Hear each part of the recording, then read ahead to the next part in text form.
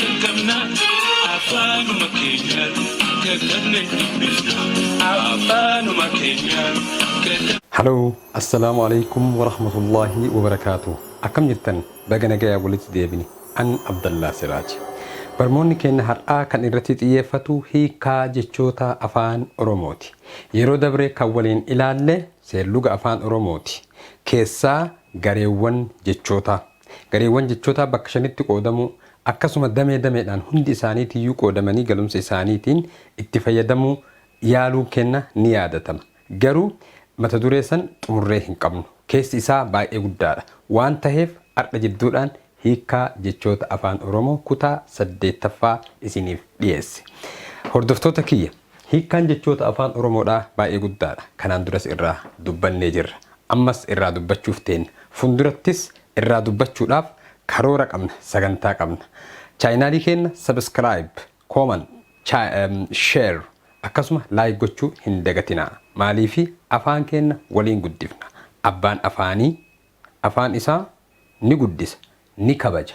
Hanga danda'ametti addunyaadhaan wal barsiisuudhaa fi olloota afaan keenya kana hin beekneen wal barsiisuudhaa fi afaan keenya akka eenyunu itti fayyadamu gochuudhaaf dirqamni kiyyaa fi keeti. Kanaaf har'a seerluga osoo hin tahin hiikkaa jechoota afaan Oromoodhaa baran haga danda'ametti jechuudha. So kallattiidhaan gama barnoota keenyaatti isin haa deebisu.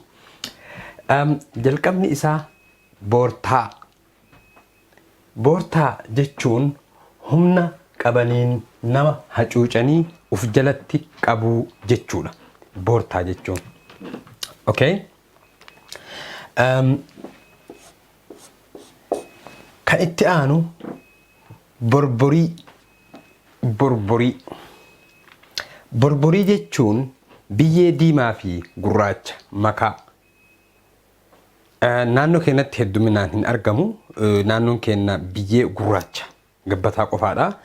Garuu naannoo nuti jiraannu gara gadhaanutti gama gammoojjiitti hin argama jechuudha. Yeroo gammoojjumni seenuudhaaf dachiin bakka lamatti wal qooddu jira. Biyyeen jechuun biyyeen gurraattiidhaa fi diimtuun wal qooddii maaliifi jijjiirama biyyee agarsiisaa deemti jechuu gara gadhaanutti diimataa deemaachuu takkaahu ammoo dachii gammoojjiitti deemuu yeroo dachii wal seentutti hedduminaan wanti akkasii ni mul'ataa jechuudha.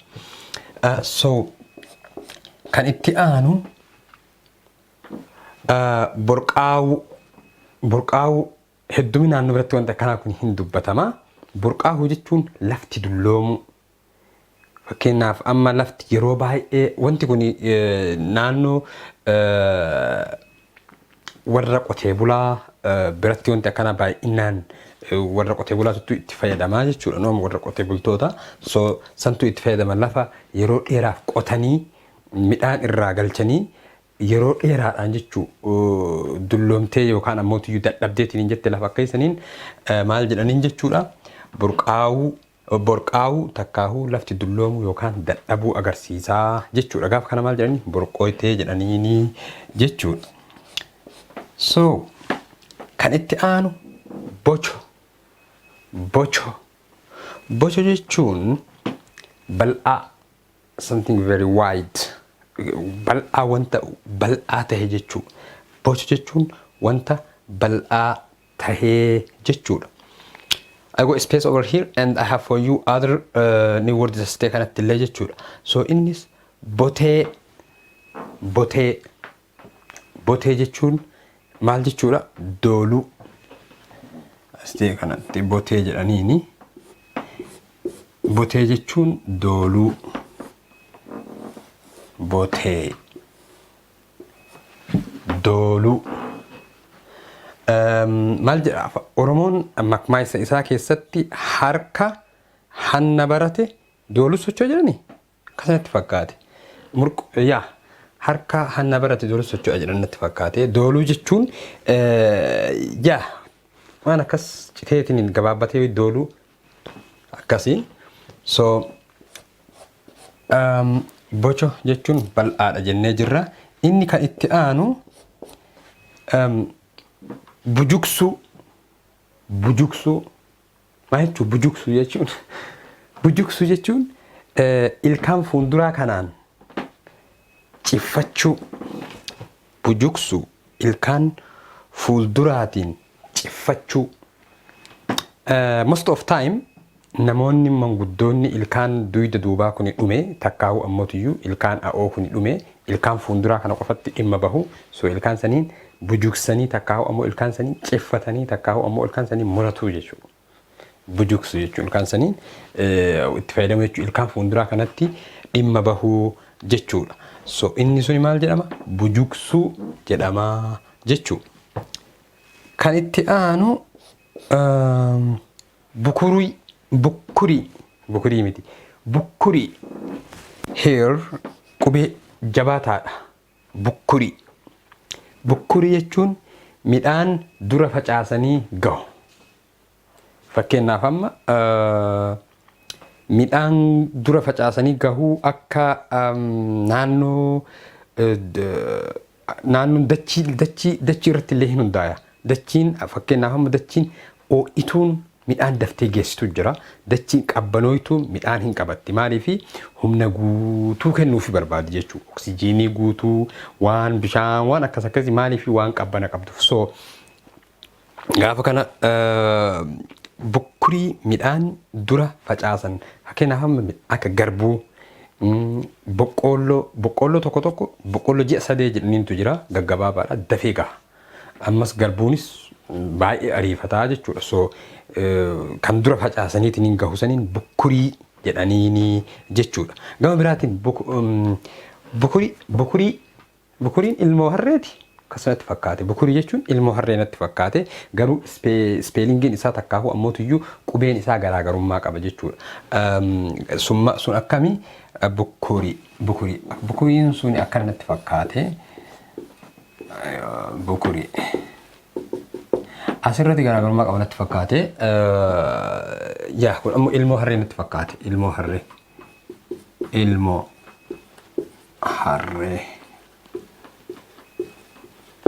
ilmoo harree natti fakkaate bukurii jechuun asitti bukurii jechuun wanna midhaan dura facaasaniitiin hin gahuu jechuudha. Inni kan itti aanu ammoo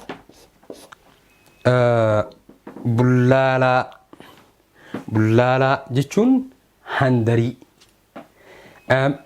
Hiyyaadadha sirba tokko sirba Umar Suleyman. Sirba sana isin sirbu natti hin kolfinaa kaa haraamallee naan hin jedhina maaliif waan gaariidha.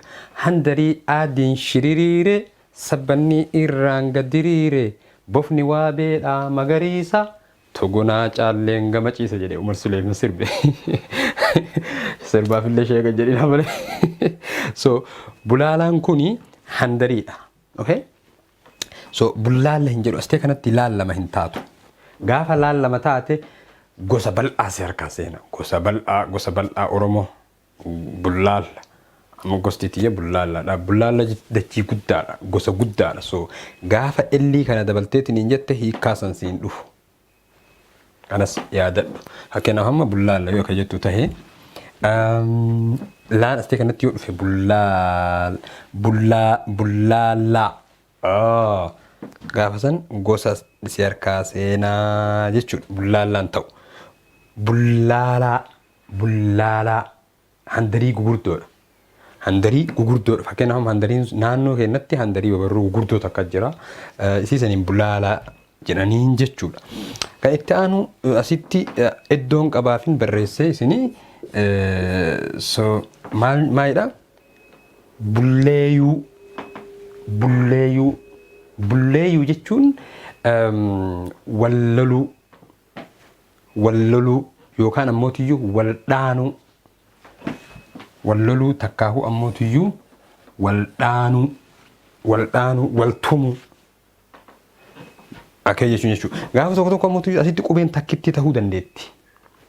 Qubee takkaanis fayyadamuu dandeetta, qubee lamaanis fayyadamuu dandeettaa jechuudha.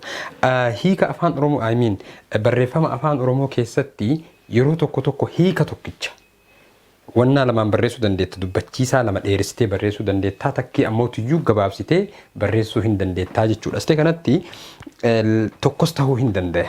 Yeroo garii ammootiyyuu gaafa qubeen sun dabalameetiin hin jedhe hiika biraas kennuu hin danda'a. Kan akkasitti situuyyuu addaan baafataa jechuudha. Kan itti aanu maalidha? Bultee.